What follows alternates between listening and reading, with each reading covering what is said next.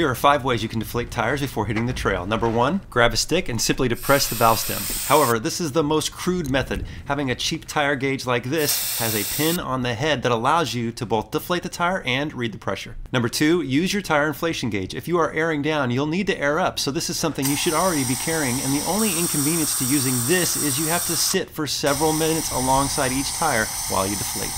Number 3, a rapid tire deflator that removes the valve core. It simply screws on, then there are a few turns to remove the core, and then slide the brass knob. Fast and easy, but you still have to go from tire to tire.